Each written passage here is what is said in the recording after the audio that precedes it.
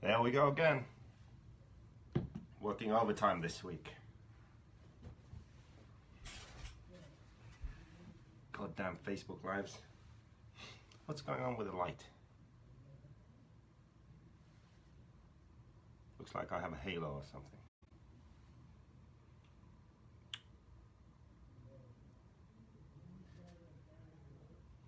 Well, we got people joining. Seems to be working.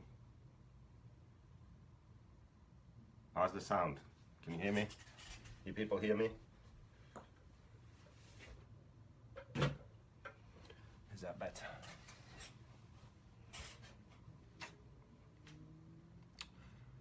What's going on? Okay, we got Asia in the house, we got Taiwan, we got America, we got East Coast. It's not smoky in here. Maybe it's my phone.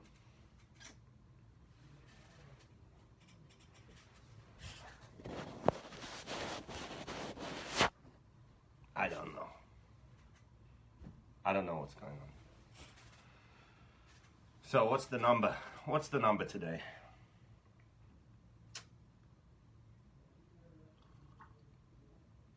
I'm going to talk about Camber today.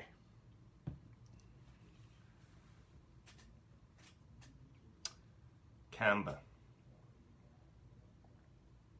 Okay, video and sound is good. We got the mega wrencher Colin Herzig online, that's good. He's gonna get some wrenching tips. We've got Spencer Rivkin on board, that's good, Spencer. Saxton tells me you need to learn a bit more about setup, so it's good you're here. Who else? Congrats on this weekend, JQ, for crashing in the main for 15 seconds. Thank you. 53, okay. 53. Gonna start at 53. We even got Peru in the house. Hey, are you gonna go to DNC? Mr. Peru?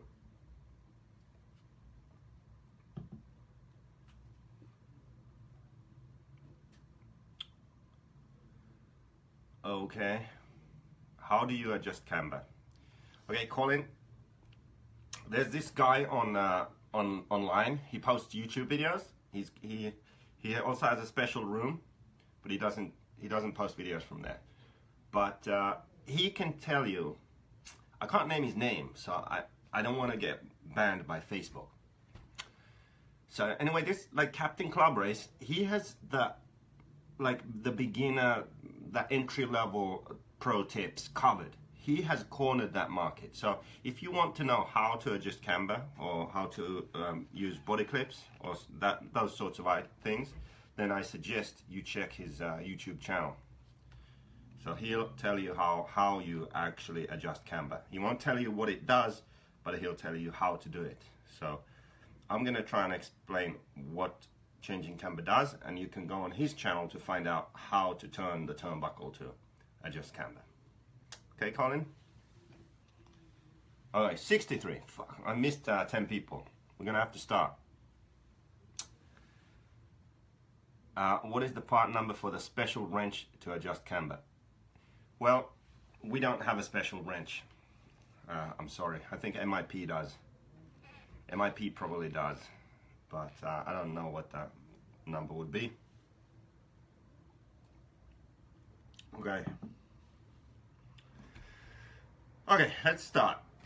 Let's begin. We need to hurry up. I have a lot of shit to do today, so we need to do this. Okay, we have Salty Joe online. Everything's good. What's this channel? The channel is this like Captain Club Race, like hashtag no chin, hashtag spam this guy. I can't name his name now in this video because it's an important one. I don't want it pulled. I don't want the authorities to remove this Facebook Live. So anyway, camber is this. If you look at the tires, you see how it's not perfectly vertical here. I really should have set this up better for you people so you could see, but anyway, this is the idea. You see this tire here? It's angled in a bit, so it's not quite straight, it's angled in. Let's exaggerate it a bit so you can clearly see it. You see how it's leaning now? It's not vertical. Here's my phone. See how my phone is vertical right there, and there's a difference? That's negative camber. That's what we use here on these cars, and we can adjust the angle. And I'm going to tell you a short story about camber, that I used to be quite confused. See, back in the day, my car wasn't very good. It was okay, but it wasn't super good. And I would adjust camber like any which way, and it didn't really make a big difference. And then I look at these Kyosho guys at the time. Kyosho was doing really well, and every race, every track, the setup sheet was the same. Just the same. Very tiny changes, if any. And sometimes they were fast, on the pace. Sometimes they were lacking, and they were a bit off the pace. And I couldn't figure out why. And then I had a Kyosho too, and I drove it, I tested it, I tried it, and I figured that the car would always feel good, but sometimes it would be fast, and sometimes it would be slow. And then even a simple adjustment like just adjusting camber, like half a degree or 3/4 of a degree maybe, could make a significant difference to the lap time. And suddenly it would feel a bit better and the car would be faster. But all throughout, the car would be good. And then on my car, if I changed 1 degree, hell, if I changed 3 degrees, I wouldn't notice anything maybe. So it took a while for me to figure all this out, but long story short, this is the difference. So when you have a I spoke about this, I think, on the Roll Center Facebook Live, but we'll cover this because it's relevant to Camber. So when you have a car that's designed well, so it goes around the track, does all the right things, it creates the maximum amount of traction, or not the maximum amount, but a good amount of traction throughout the track. And the reason is that the way our tires work, there is a certain angle where it will create the most grip. Now it's debatable what that angle is, but let's just say it's zero camber. That's where you have the most grip. On a personal note, I actually think you have the most grip when cornering when the tire is a bit positive. So it flips over a bit to the positive side, the tire flexes a bit, it stretches, and that's when you have the maximum amount of grip. But for simplicity's sake, let's just say 0. So completely vertical tire is the most traction. Now when the suspension moves, the angle of the tire changes. When the car rolls, the angle of the tire changes. So I just said you have the most grip when it's at 0. So in a well-designed car, when you drive the car around the track, it will be, and you set the camber to 0, it would be at 0 or close to it. It doesn't change very much when you drive around. Well, the way we design cars, we run a bit of negative camber. And we do that so the range that the camber is and camber changes around the track is from a few degrees negative to a few degrees positive. So it works within a certain range. That's where you have a lot of grip. So on a good car, the tire is at the best possible angle in theory for a lot of the lap. It's within a small window. So let's say 90% of that lap, the camber will be close to perfection and you'll have a lot of grip. So if for 90% of one lap, the camber is spot on, and you make a small adjustment to it, for 90% of that lap, it will be a bit different. It will be a bit off maybe now.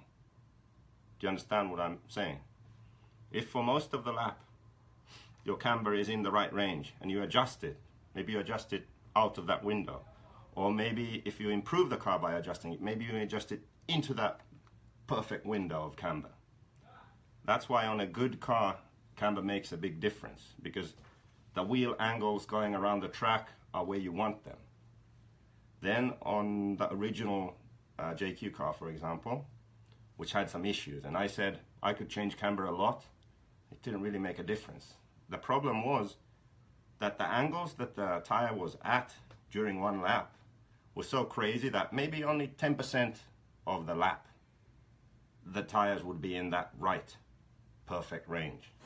So when I changed camber, it didn't really make a big difference going around the track, because it would just be wrong in a different way, wrong in a different area, and 10% of the time it would hit the sweet spot and be good. So that's why on some cars, when you adjust camber, you don't really notice much, and on others it makes a big difference. Well, now with the Black Edition, it's like the Kyosho used to be back then, and still is, where the wheel angles are good throughout the lap. So when you drive on the track, the tires move in a predictable way, which is within the correct range. So now when you make a small adjustment to camber, you'll actually notice it. You'll notice it in your lap times, and you'll notice it in the feeling when you drive. Okay, I hope I explained that well enough so you understand.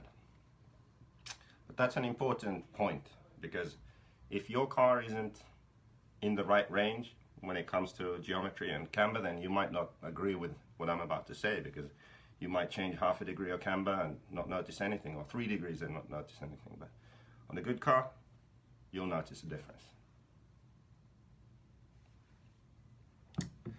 So I think step one, for any one of you that wants to adjust your camber correctly, and there's no one correct setup here. So every track will be different, and every driver will be different.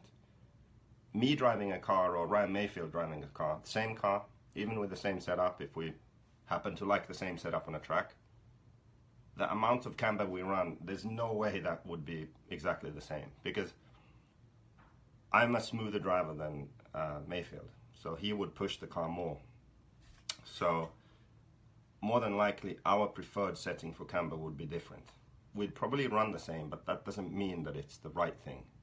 People are lazy. They don't want to make the effort to figure out what's best for them. They just do the same as what the fast guy does. But I'm telling you, you should make the effort, because it makes a big enough difference. So the first thing you should do is learn to tell how the car drives when you have too much camber. It's probably easiest to do just one end first. So for example, just the front, how does it feel? Just the rear, how does it feel? Front and rear, how does it feel? So you can exaggerate, like go to 4 or 5 degrees to get the feeling of it, and then reduce it a bit until it improves.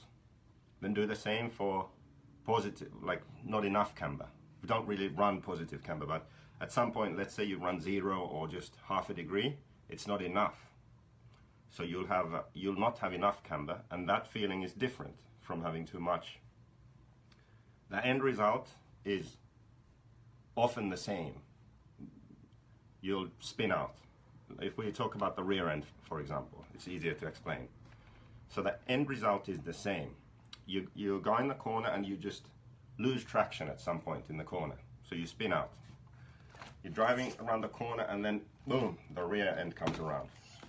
Now the same thing is going to happen if you have too much camber or not enough. If you have the right amount, then it's just going to maintain traction and track around the corner. That's why I say it's important that you try it for yourself. You have to, as a driver, you have to tell the difference. Okay, now I have too much camber, now I don't have enough. So let's say you're driving around a sweeper. Typically, not when you have too much camber, the car will feel loose, the rear end will swing around, and there won't be much warning. It will just happen quickly. And when you don't have enough camber, it will happen, but you will notice that it's about to happen. So it has more of a warning. So it's not as clean of a brake, like whoa, it doesn't just quickly swing around. You'll tell, like, oh, it's about to do something weird, and then it spins out. So it's a bit of a different feeling. And on the front, it's a bit different. If you run too much, the steering just feels a bit inconsistent. it will push, then it will have steering, it just won't be smooth. Like depending on the speed of your car, you'll either have steering or not. So it changes the steering feel. Then when it's almost like on our cars, it's hard to notice much negative or many negative aspects when you run too little. It's just maybe not quite as smooth. It's not as easy to connect the dots, connect the sections on the track. But even if you run a bit of positive camber, the cars will still feel good. The reason is we run so much caster that as soon as you turn the wheels, they flop over. So you can get away with running even a bit positive camber. So too much negative camber, the car will not have as much traction. It will slide. And as I said, you should try for yourself and learn to tell in what way it slides and when you have too much camber. Too little camber, you will lose traction also, and it won't be as easy to flow around the track, flow around chicanes and left turn, right turn, and just feel smooth. So those are the main differences. And like I said before, every driver's perfect setting is different. And after you've tried exaggerating the amounts of camber, so you know what it feels like when you have too much, you know what it feels like when you don't have enough, then what you should do is you should have someone help you. So you start with your basic setup and you drive some laps, come in the pits, then your friend adjusts camber for you. So he adds just a bit on the front. When I say a bit, like half a degree, not even that, a quarter of a degree. So on your turnbuckle, you have flat spots, so do one flat spot more. When you drive again, if you didn't notice anything, one flat spot more. And you keep on going until you notice the change. So you go both ways. You go more, you go less. You start with one end. Then you fine tune and you find the right window. Like, oh, this is the best setting for the front. Then you do the same for the rear. So you add some more. At some point when you add camber, you'll feel like the car starts being loose. You'll start losing the rear end. So then you start going back. At some point when you stand the wheels up, you'll again start feeling like it's not so easy to drive and it's again losing grip in weird sections. So then you go back and you find that perfect window where it's the best. Then after you do that, then you do the front again. Maybe it changed a bit now because you set the rear. Then after you figured the front out again, then you do the rear again. So you do both ends twice. And if you do that, and it's important that you do it with a friend because you have to drive, just stop quickly for an adjustment and then drive again. So you can really tell the difference.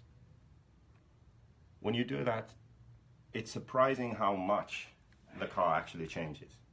On a good car like the Black Edition, if your cambers are off, it's as big of a deal as your, let's say, sway bar or spring or piston or like something major, like something that you would normally think, oh, my car isn't good, I'm going to change my springs, or I'm going to change my sway bar, or I'm going to change my toe-in. Like these sort of setup, or anti-squat, these sort of things that we change in our setup, which everyone thinks make a difference, they're a big deal. Camber is one of those things. It's just overlooked. It really does make that much of a difference on a good car. You could be on a track and the car could be kind of hard to drive. It pushes in this corner and the rear is loose in that corner, and it's hard for you to connect the dots and flow around the track. Now normally what you would do is you change sway bars, springs, this and that, you overreact. Maybe the only thing that you need to do is adjust the camber. So yeah, I'm just trying to stress the fact that it makes a difference and you need to find the right camber for yourself. Now when you do, then going from track to track, it's not a huge difference. Yes, you can dial it in for any track, but the same settings will typically work well everywhere. You just want to find that extra 1/10 or 2/10 of a second, and that's how you can do it with the camber. But most of you, I guarantee, you've never done this. So if you just take the camber off the setup sheets, or maybe don't even check them that carefully, they're 1/2 mil off on the turnbuckles, this way, that way, then it can make a big difference if you take the time and do what I just explained. Yeah. And the one thing about adjusting camber, there are all kinds of camber gauges and things, but we have so much play everywhere in the wheels and stuff that it's not very accurate, to be honest. So to be able to replicate your best camber settings, let's say you do all that hard work, you figure out what camber is best, what you need to do is you need to measure this. Where can I show it? So here, this is the best way. So that exposed part of the turnbuckle here between the links, you measure this with calipers and you note down the length, front and rear, same. Because if you have this length, then you can always get the same camber. The tires, you know, they wobble every which way, and it's not really relevant if it's 1 degree or 1.3 or 1.7 or 2, it doesn't matter. What matters is what's best on the track, how it feels. So to be able to save that setting and use it on another car, the best way is to measure this link, not measure the actual camber.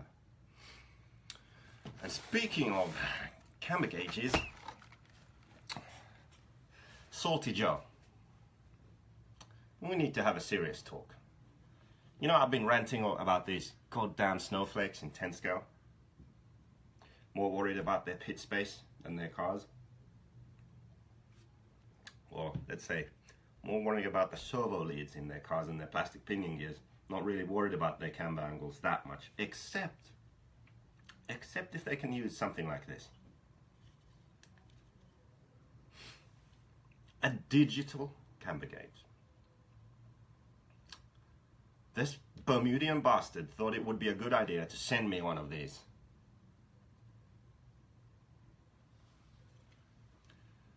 Salty Joe, I'm very disappointed. But since this was a Christmas present, I'm going to have to use it in my camber video. Very disappointed. Very disappointed. Don't even know how to use this.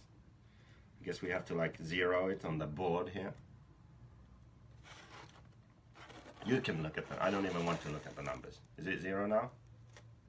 There we go. There's probably an app for this on the phone. How much is it? I don't know. Don't even care.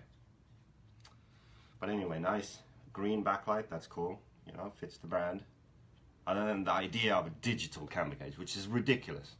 This is what expert stock racers would have, I'm pretty sure. Salty Joe, shame on you.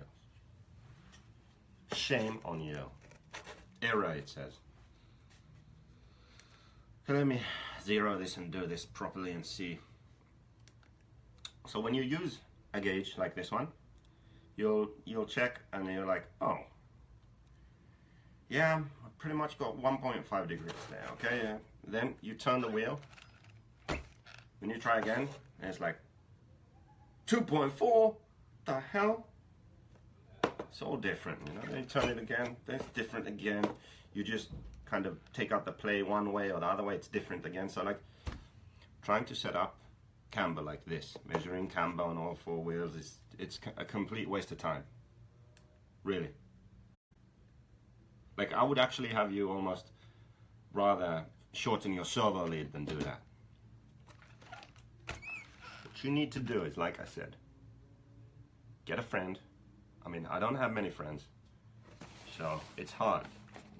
I feel you if you don't have a friend for this, but even I can get someone to help me adjust the camber. So I'm sure all of you can do the same. Get someone, drive, have them adjust camber a bit, find a setting that works. Measure the links and note those down. This thing, send it to Bermuda. Salty Joe obviously likes this. Okay?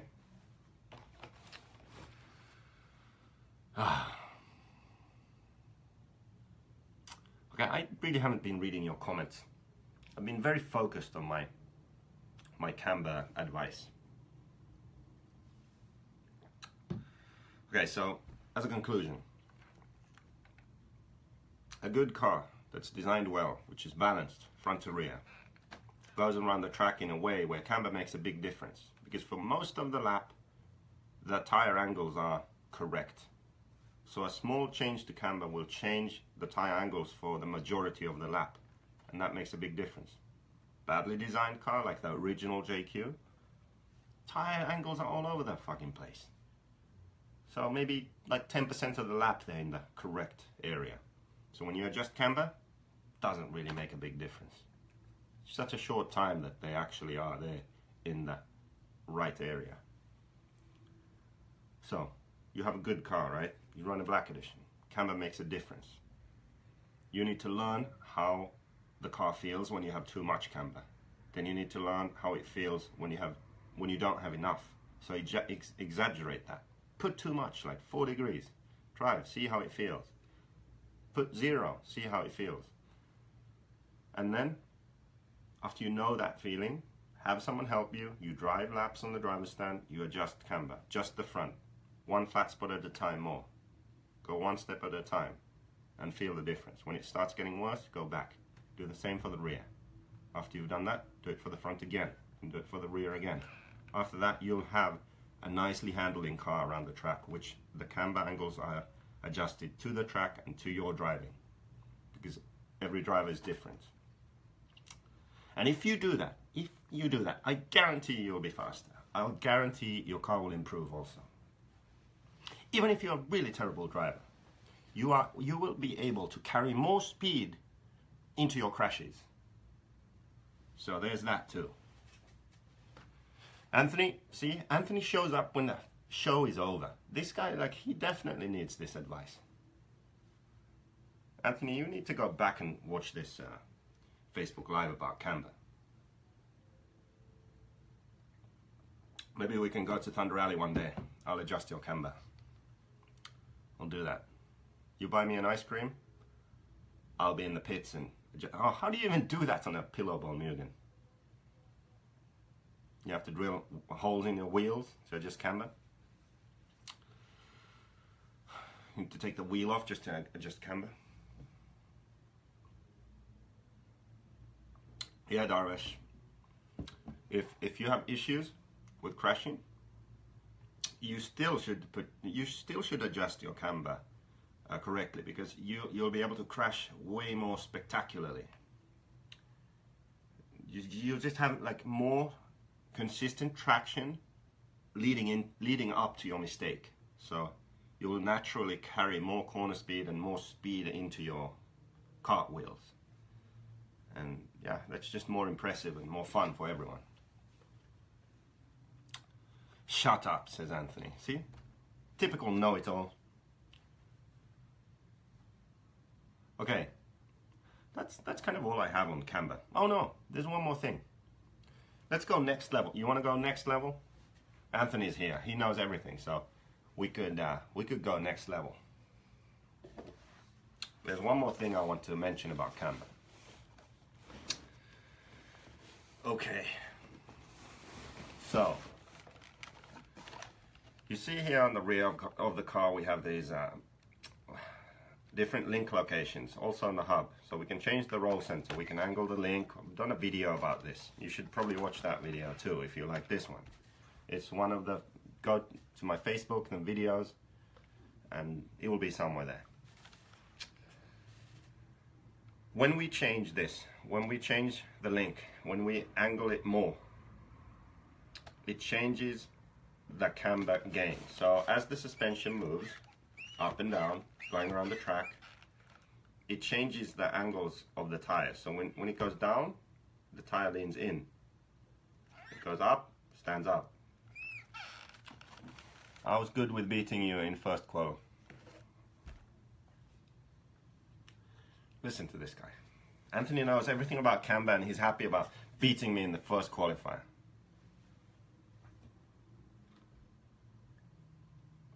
I don't know what to say. I'm speechless. Good job. Cool story, bro. If also, and I think I'm gonna have a Facebook Live about tuning your engine so it doesn't flame out. Don't mainly focus on idle. Because Anthony flamed out in the pits before a qualifier. Then he flamed out during the main. It's just embarrassing, Anthony. Just need to learn how to set your idle. But maybe we'll do a Facebook Live from the track. We'll just have Anthony flaming out and then me going to the rescue and figuring out his idle. Let's do that one day, Anthony. So anyway, stop interrupting me. So as the suspension moves, the angles of the tires change. So you go down, you have more camber. Well, you see this tire. So suspension compresses, tires lean over. Now how much this happens is dependent on the upper link angle. Now why is this relevant? Because when you go in a corner, the car rolls. So it will roll this way, right? And you see how we're turning it this way. And the car rolls that way. So you see how this outside tire flips over to the positive side.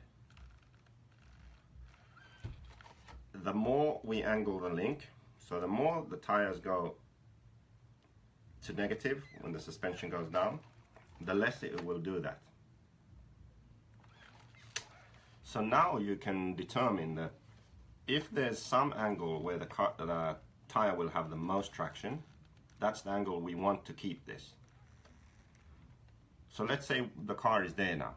We're producing the most traction, it's easy to drive around the corners, and we adjust the roll center. So we drop the link.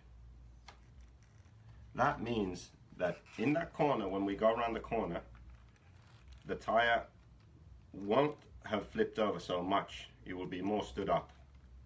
But we just said we had it at the perfect place. It was just handling perfectly. We changed this. Maybe it's not exactly what we wanted. Well, maybe we could adjust the camber back. So in that situation, if you lower the link, raising the roll center, you could reduce camber a bit.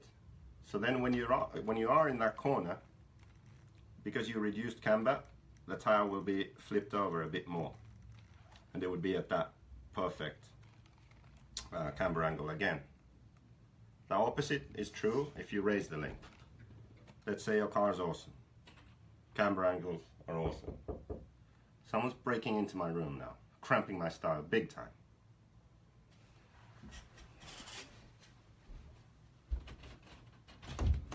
Hey, what the hell? Yeah, look. Oh my God, Jay, this is really embarrassing. What? So I'm doing a Facebook Live here and he brings in the pink violin.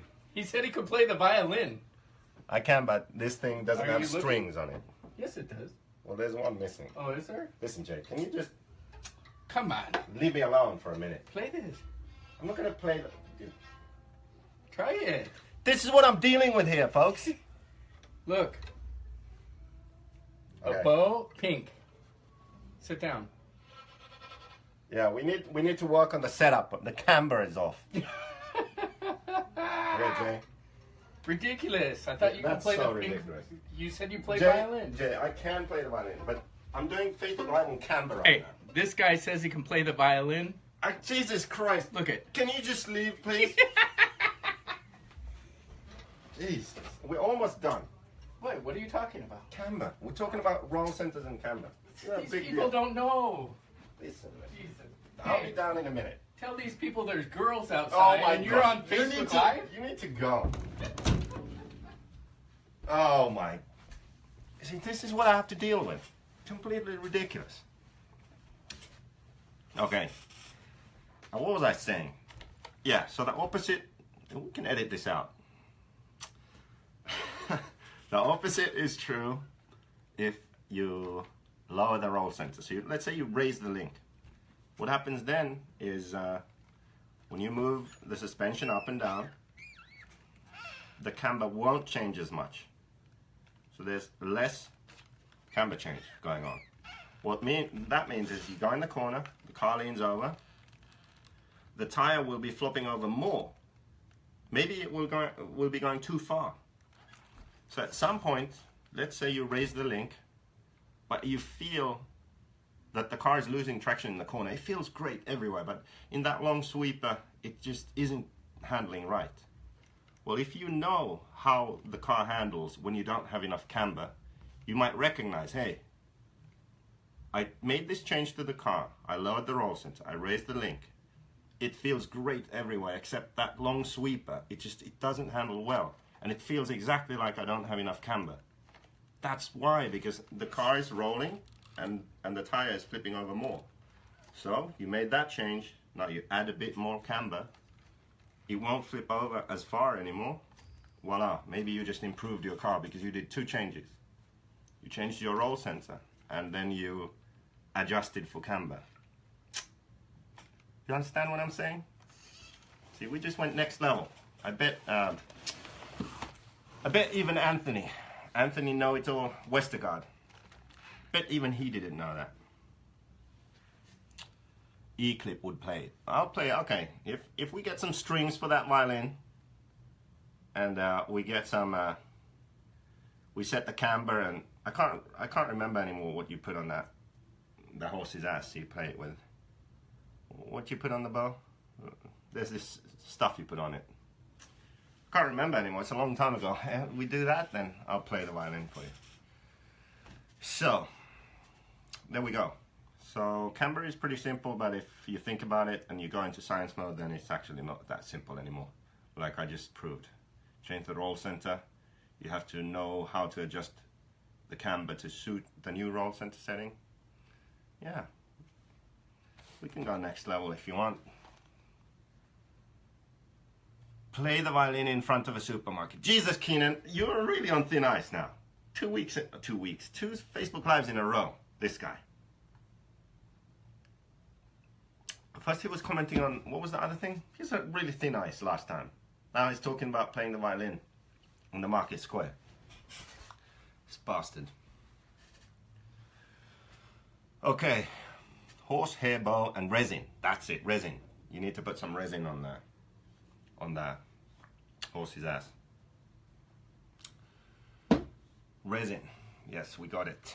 String lube from the secret room. Yeah. Gray cool. Oh yeah, sorry. This is the. Let's talk about reds for a minute before I go. Oh, here's a question. What link location do you suggest for loose track? You know what? You should know this. You should know this. You should follow the setup sheets. Middle here. Top outside here. Loose track. Middle here. Lower outside here. Can you believe it? He's back. Should I open the door or just ignore him? What? Oh, I thought it was Jay. We're in the middle of a Facebook Live show. This is the worst Facebook Live ever. You're on Facebook, what? Yeah, what's going on? Oh no, I want to say hi to your followers. Oh my god. I'll be down in a minute. Hey, no. I've got drunk people harassing me. Can you please just give me 5 minutes? This is really a terrible situation right now. We want it. So I've got people knocking the door down. Anyway, where was I?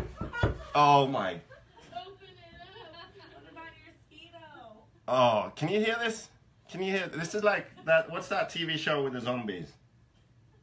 Dude, you left your underwear. Come on. What is it called, that TV show? Walking Dead. This is like the Walking Dead. Oh, that. Reds. Let's talk about reds. Don't worry. Don't mind the zombies. Don't mind the zombies, okay? They won't get through the door. It's a great cooling head because it's a WXR. WRX? Just wait 5 more minutes, okay? WRX. Too much power. Too much power for me. Can't handle it.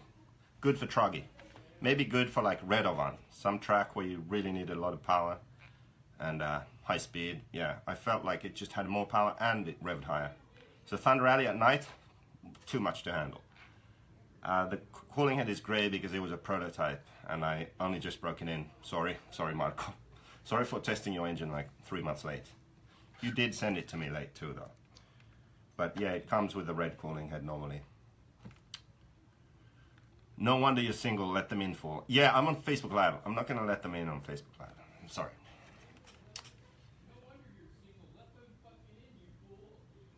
Now they're watching the Facebook Live and reading the comments. I'm gonna have to end this. Fuck my life. Okay, any more last questions or can I go? Oh my God, I thought I taught you better than that, my apprentice. Can someone end this, please? We need to end this right now. Things are getting out of hand. Things are getting out of control here. Do you understand? This is not a special room. Okay? We got no swings in here. E-Buggy, thank you, Matt. Thank you, Matt. I love you. I'll give you some free JQ swag or something for ending this. This was terrible. Thank you. Adjust your camber. Good night.